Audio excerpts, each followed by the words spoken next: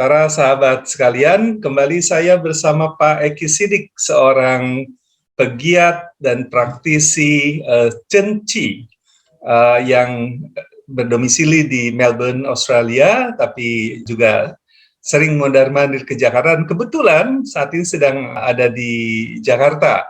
Cuma Pak Eki ini memiliki 2 rumah ya, di Melbourne dan di Jakarta, karena aktivitasnya padat di 2 tempat itu. Nih kebetulan kita bisa bersama hari ini untuk melakukan praktek Chen Qi yang nanti akan diperagakan sendiri oleh Pak Eki. Pak Eki, selamat malam. Selamat malam.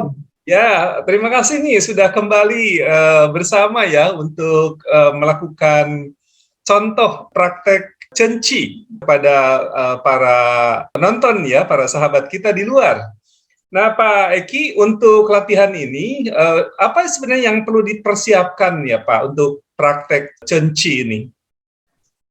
Ya, sebetulnya yang dipersiapkan cuma sikap yang benar, dalam arti kata the right attitude ya. Kita the right understanding, mungkin yang waktu lalu dengan Pak Am yang sudah kita coba menjelaskan Chen Qi itu apa dan bagaimana. Dan saya kira itu the right understanding, the right attitude, dan the right practice. Baik. Ya, dia 3 satu paket lah itu. Betul. Jadi tidak ada persiapan khusus ya, dan posisi Pak Eki bisa duduk seperti yang Pak Eki peragakan sekarang. Iya. Bisa juga berdiri, bahkan bisa berbaring ya Pak Eki. Betul sekali. Oke. Cuma kelebihan duduk ini apa Pak dibandingkan berdiri? Karena Pak Eki kan contohnya sekarang duduk nih. Duduk itu yang paling sederhana yang biasanya bisa dilakukan oleh setiap orang.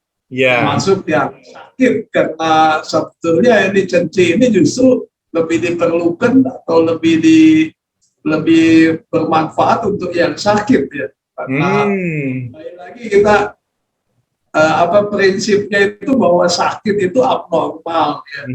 Bahwa sehat itu yang normal, artinya mati juga, mati adalah normal, dan mati tanpa sakit seperti juga hidup tanpa sakit itu yang normal.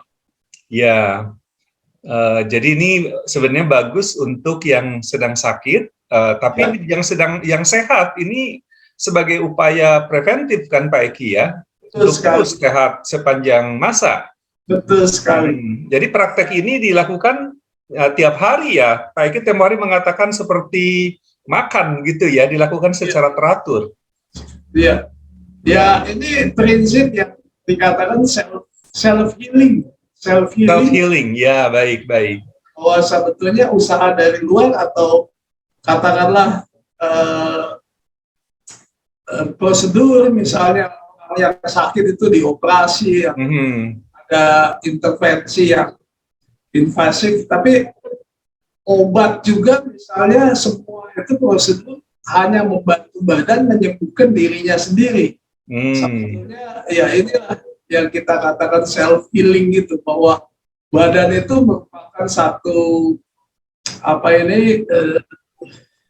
perangkat yang sangat canggih gitu ya, yang bisa membereskan semua penyakit, dan seperti tadi Pak Am katakan itu mencegah penyakit yang lebih penting, artinya menaikkan kita punya imunitas, karena imunitas yang tinggi akan mencegah penyakit. Kalau imunitasnya rendah, ya ini penyakit yang jadi, termasuk COVID misalnya. Kalau imunitas baik, COVID itu ya cuma sekedar flu kayak sekarang mungkin Omicron itu ya. Dan ya kita mesti buktikan sendiri. Oke. Baik, Pak Eki, sudah siap kita peragakan latihan Chen Qi ya? Dipersilakan Pak Eki memulai ya, dan nanti saya mengikuti, dan juga saya kira nanti para penonton bisa mengikuti ya. Silakan Pak Eki. Betul, simpel sekali ini masih.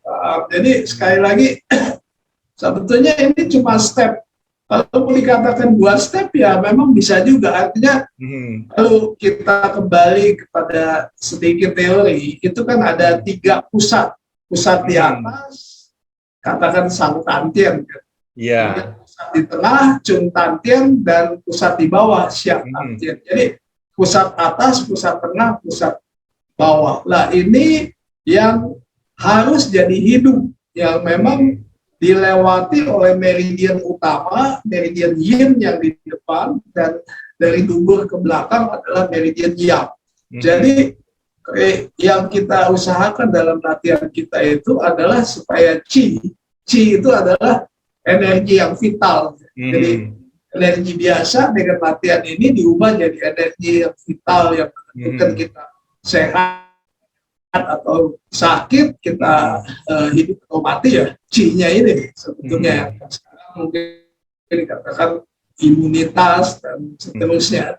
Nah, chi ini harus bergerak mengalir di meridian yang utama, yaitu meridian yin, mulai dari pusat di atas, melalui pusat di tengah, sampai di pusat bawah, dan naik ke atas lagi untuk di meridian yang itu, untuk memang itu menjadi satu putaran, sehingga chi itu akan, kalau dia sudah mengalir di putaran di meridian yang utama, dia juga akan mengalir membuka semua sumbatan hambatan di meridian-meridian lain. Artinya yang begitu banyak meridian ini sesuai dengan teori akupunktur dan sebagainya. Nah, ini yang kita mau coba dalam latihan ini adalah step pertama. Pada waktu kita memang membuang napas, jadi semua kita punya usaha adalah dilakukan pada saat kita membuang napas. Jadi napas itu nomor satu. Semua prinsip utama dari latihan ini adalah alamiah, jadi sangat rileks, wajar. Jadi napas itu juga tidak usah dipanjangkan, dihaluskan, tetapi dibiarkan aja apa adanya. Malah sebetulnya memang kita cuma membiarkan chi yang mempunyai kekuatan, yang mempunyai intelijensi. Jadi artinya tidak usah diarahkan, kita cuma sekedar melakukan step pertama itu pada waktu buang napas, kita perhatikan dulu hati. Jadi cuma itu aja, perhatikan dulu hati, sehingga chi-nya akan otomatis turun ke sini. Nah, nanti step selanjutnya setelah kita merasakan adanya sesuatu di sini yang dikatakan 8 rasa panas, dingin, ada yang menekan, ada apa, kita tahu chi itu sudah terkumpul di sini, dan kita bisa melakukan step berikutnya adalah menurunkan dari pusat di tengah ke pusat di bawah. Cuma itu saja. Sehingga kalau dia sudah turun ke bawah, dengan sendirinya pada waktunya, kalau sudah cukup terkumpul, dia akan ke bawah dan naik ke atas. Gitu aja. Nah, kalau mau coba sekarang, artinya dengan posisi yang relax tapi tegak, agak tunduk sedikit, mata ditutup, dan lidah ditaruh di ujung lidah itu. Oke, ujung lidah di atas langit-langit mulut ya. Oke. Yang keras dan yang lunak. Karena di situ ada 2 titik unsur. Jadi kalau kita tempel di situ dengan halus, itu akan merangsang air liur keluar yang kita bisa telan, karena itu memang enzim sangat baik. Kalau Cina mengatakan itu adalah air kehidupan. Karena orang dari dulu kala sudah tahu bahwa itu adalah enzim itu. Kalau sekarang kita ngerti juga. Nah, itu kalau dia belum keluar air liurnya, boleh agak ke belakang lagi sedikit gitu. Nah, kemudian kita boleh coba, artinya kalau mata kita pejamkan, kepala agak tunduk sedikit, buang napas, lidah kita sudah taruh di atas. Waktu buang napas, perhatikan cung tantien, artinya pusat yang di tengah itu. Nah, itu boleh coba. Dan kalau kita udah berasa di sini, kita turunkan ke bawah sini. Boleh kita coba mungkin 10 menit. Baik. Hingga kita bisa setelah itu mungkin ada sedikit tanya jawab. Baik. Kita diskusikan. Siap Pak Eki. Saya ngikutin. Ya, terima kasih. Kita tutup mata dan kita bisa mulai. Pada waktu buang napas, perhatikan dulu. Waktu buang napas, perhatikan dulu. Waktu buang napas, perhatikan dulu.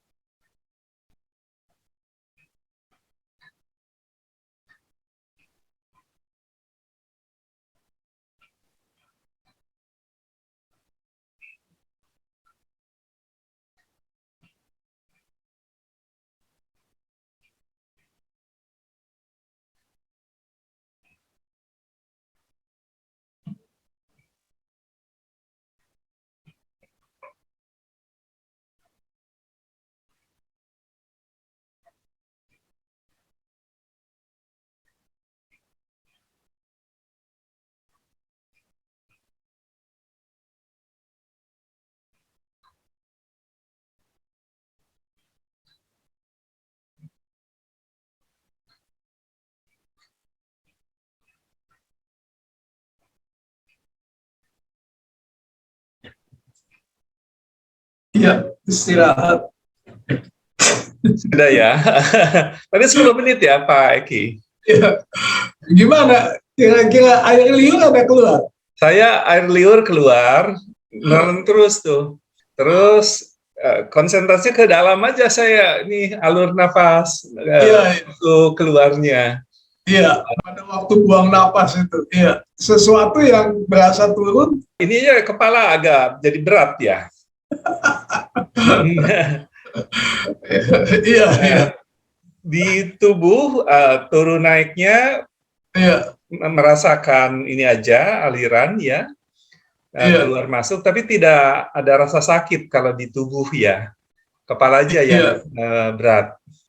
Ya, memang itu reaksi sangat personal ya, tergantung. Beda-beda ya respons dan reaksinya sangat personal. Jadi kalau you bisa merasakan dalam waktu singkat itu, apalagi kalau memang dilakukan itu paling enggak setengah jam sampai 1 jam. Sebenarnya enggak 1 jam lah, gitu, satu sesi itu, sehingga kita bisa merasakan ada sesuatu misalnya yang karena Qi itu energi, jadi misalnya ada panas atau ada yang turun atau ada kayak semut misalnya, atau malah angin keluar dari bawah dari atas misalnya, sampai kepada detox misalnya. Kalau bedanya detox dengan diare kan, kalau diare lemes gitu ya, kalau detox kan nggak lemes. Jadi, gitu. Ya, jadi reaksi macam-macam lah. Dan Qi ini yang menarik karena dia itu memang mempunyai kekuatan dan mempunyai inteligensia. Jadi dia akan pergi ke tempat yang dibutuhkan. Malah sebelum dia kumpul di sini, itu bisa dia ke kepala misalnya, atau ke tempat-tempat yang kita ada masalah. Sehingga misalnya kalau kita ada masalah di ginjal, malah jadi sakit. Itu malah reaksi yang normal, yang sakit, karena dia beroperasi atau menyembuhkan di situ, gitu. Jadi malah itu benar. Jadi bereaksi dalam rangka menyembuhkan ya, dan itu gejala yang wajar. Bahkan bilang itu indikasi ini berjalan ya, dengan adanya rasa sakit itu. Ya, tanpa diarahkan, malah sebetulnya tanpa diintervensi oleh pikiran. Jadi kita itu betul-betul seolah-olah cuma sekedar kayak membuka pintu, membuka jendela, dan angin akan masuk, begitu. Itu aja. Jadi kalau mulai intervensi pikiran, saya kira kalau potongan itu lebih gampang gitu, karena sebetulnya pada dasarnya, walaupun kita sekarang orang modern yang dibilang over intellectualization, jadi pikirannya bukan lagi jadi good servant, tapi menjadi bad master. Pikirannya udah bablas. Lah ini kalau dia tiap kali mempertanyakan, misalnya apa nih, bagaimana, udah sampai mana ini, kenapa? Lah ini malah mengintervensi, mengganggu. Jadi biarkan berjalan secara alami saja ya. Itu Qi bisa melaksanakan tugasnya tanpa diintervensi. Cuma itu aja. Dan karena ini kan datangnya Cenci ini dari Tao. Jadi alamiah, semuanya harus berdasarkan hal-hal yang sangat natural gitu ya. Tidak ada pemaksaan, tidak ada intervensi gitu. Jadi kita cuma membiarkan supaya Qi itu memang bergerak di jalurnya yang paling utama, ya, di meridian Yin dan Yang. Ketiga pusat ini harus jadi 3-in-1 lah, harus hidup. Kita merasakan, atau kalau sekarang mungkin kebanyakan dari kita itu udah mati rasa ya, artinya termasuk saya juga. Misalnya saya melakukan ini mungkin hampir 20 tahun lalu, itu juga tidak berasa, tetapi kan tetap ada reaksi. Kita tidak berasa, itu reaksinya tetap ada. Nah ini yang seperti you lakukan ini sangat baik, artinya bagaimana kita bisa melakukannya dalam setiap keadaan, dalam setiap saat gitu ya. Jadi kalau kita tidak bicara, boleh lidah naik di atas dan kita cuma perhatikan aja ada alirannya itu, sehingga itu bisa dilakukan setiap saat. Jadi ya tentunya ada baiknya yang intensif kita melakukan, misalnya katakanlah jam-jam terbaik karena ini dari alam pada saat perubahan alam 5-7 pagi, 11 sampai 1 siang, 5-7 sore, dan juga 11-1 malam. Yuk kan kalau sembahyang tahajud ya, 11-1 malam misalnya. Iya, tengah malam.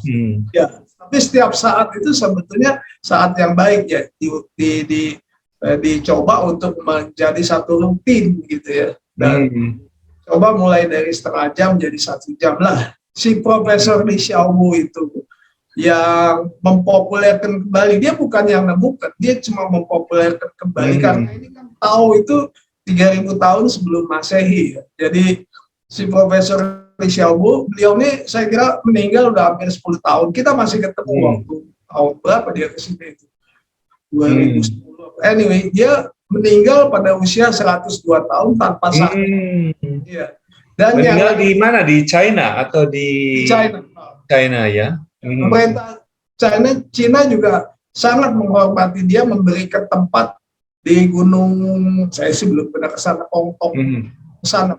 Jadi gunung itu di atas Buddhis, di tengah Tao, di bawah itu Muslim kalau nggak salah kayak gitu. Jadi, iya. Ya dikatakan itu buat research center, tapi sebetulnya buat tempat dia mati lah ya. Artinya sebelum mati itu 2 minggu sebelumnya dia udah naik di atas ke situ dan saat terakhir juga dia mati dalam keadaan dia duduk begini latihan. Iya, tidak mengalami sakit ya, jadi meninggal dengan alami. Iya, emang mati kan normal ya, habis kontrak ya udah ya 102 tahun gitu. Dan meninggal dengan dia udah tahu 2 minggu sebelumnya dia naik, jadi dalam keadaan duduk aja gitu. Nah itu sekali lagi membuktikan, dan yang lain-lain komunitasnya juga ya nggak semua 100 tahun sih, mungkin ya 80-90, tapi ya itu tanpa sakit, meninggal tanpa sakit, hidup juga tanpa sakit. Jadi ya, yang utama itulah ya, bagaimana kita menjaga kita punya kesehatan itu. Dan tadi juga dengan sendirinya napas itu akan jadi napas perut gitu, yang lebih kuat kan pernapasan diafragma daripada pernapasan dada ya, torak. Iya betul. Ya, tapi itu otomatis, nggak usah diusahakan, otomatis akan jadi napas perut gitu. Betul ya. Tadi saya tarik napas, keluar napas itu perut ya. Seolah mengisi waktu menarik itu ya, dan mengeluarkan seperti mengosongkan gitu ya. Tapi nggak usah diperhitungkan itu ya, itu alami saja ya. Karena dia akan otomatis akan menjadi napas perut. Kemudian satu hal lagi, tetap ada perbedaan antara meditasi kesehatan seperti Cenci ini dengan meditasi kesadaran, katakanlah memberikan ketenangan, kegembiraan, sukacita apa ya. Tetap itu ada perbedaan karena meditasi Cenci ini tetap titik beratnya adalah mengalirkan Qi itu, mengawasi, menikmati dan melihat aliran dari Qi itu di meridian utama ini. Jadi itu jangan sampai lengah, misalnya karena kita merasakan ketenangan, itu gelombang beta kan turun ke alfa, turun kemudian juga ke theta dan delta misalnya. Nah itu akan memberikan ketenangan, malah kalau sudah 4 jam misalnya itu akan bisa mengeluarkan endorfin, kenikmatannya lebih daripada kenikmatan panca indera. Tetapi jangan lengah ke situ. Memang pada waktunya itu yang dikatakan Qing, energi yang biasa diubah dengan latihan yang simpel ini jadi Qi, energi yang vital. Dan energi yang vital ini diubah jadi Shen, energi mental ya. Dan seterusnya diubah jadi Xi, itu energi spiritual. Jadi sehat dulu, baru nanti spiritual gitu. Dan kenapa tadi dikatakan misalnya itu Profesor Li Xiaobo jasanya dia membuat program jadi 50 jam. 50 jam dalam waktu 2 minggu. Karena menurut statistik, jadi kira-kira 4 jam sehari. Menurut statistik itu cuma 5% yang tidak tersambung, istilahnya tumpuan meridian yin ini tersambung kembali dengan meridian yang melalui 3 pusat itu. Pusat itu ya. Nah, dalam waktu 50 jam. Tetapi sekarang saya kira itu karena evolusi itu ya lebih cepat lagi. Jadi bukan lagi 40, kadang 30. Coba aja yuk buktikan 20 jam mungkin juga 10 jam sudah. Makanya kenapa perlunya itu minimum 1 jam. Misalnya berhenti, kita boleh jalan, minum atau apa, dan duduk lagi. Nah, kemudian juga ya tempatnya tentunya kalau bisa yang terbuka atau pagi gitu ya, tapi kalau tidak ya agak ada kipas angin atau AC gitu ya, supaya karena energi ini kan panas gitu. Sekali lagi ya cuma alamiah, jangan kalau dipaksakan atau apa atau tidak rileks itu bisa menimbulkan panas berlebihan dan seterusnya gitu. Jadi kita memang itu kenapa mau membuat itu misalnya katakanlah 4 jam sehari untuk 1 minggu misalnya sekarang. Itu pasti dia akan tumpat karena kalau udah tersambung itu efeknya itu luar biasa. Artinya Qi-nya itu akan betul-betul membuka hambatan sumbatan yang terjadi di tubuh kita. Dan karena Qi itu dianggap panglima yang membawa darah dan oksigen ke seluruh tubuh kita. Jadi yang dia bereskan itu sistemnya ya, sistem peredaran darah, sistem pernapasan, sistem saraf, imunitas dan seterusnya. Nah itu kenapa jadi tidak ada pandang bulu penyakit walaupun dia stadium 4 misalnya ya, stadium terminal, tidak ada masalah. Tapi memang harus melakukan katakanlah di atas 4 jam sehari, 6 jam, 8 jam sehari, tergantung beratnya penyakit itu. Tapi itu sangat efektif seperti yang setelah dibuktikan dan kita lihat sendiri, sangat efektif dan sangat tidak berbulan-bulan itu. Dan dalam waktu yang sangat singkat itu terasa dan terlihat. Misalnya darah tinggi itu yang 170, 180, bawahnya 120 bisa kembali normal 120, 80 dalam waktu yang singkat 3 hari. Tetapi ya itu sekali lagi 6 jam, 8 jam sehari. Tergantung kebutuhan. Kalau kita cuma maintenance, artinya seperti kayak Yun, tidak ada sakit apa-apa. Setelah tumpuan itu yang dikatakan tersambung meridian yin dan yang-nya itu, mungkin cukup 2 jam sehari atau 1 jam cuma untuk maintenance ya. Dan Qi itu seperti kayak apa itu deposit, kan kita harus siap lah kalau ada sesuatu gitu. Jadi Qi itu akan tidak lagi misalnya katakanlah kalau kita sekarang kan kalau ada virus apa itu memerlukan waktu 5 hari atau 7 hari, dia segera pada saat juga instan. Jadi pada saat ada benda asing yang masuk, Qi itu akan langsung dia bekerja begitu. Jadi seperti yang saya telah buktikan sendiri, artinya bukannya kita tidak bisa sakit, tapi kalau sakit tuh nggak pernah demam lagi gitu selama hampir 20 tahun. Sakit itu nggak parah gitu. Baik. Karena ini ada proses penyembuhan dari diri sendiri ya, dengan cara olah nafas untuk kesehatan ini. Baik Pak Eki, terima kasih nih atas sharing dan sekaligus juga praktek Chen Qi-nya ya.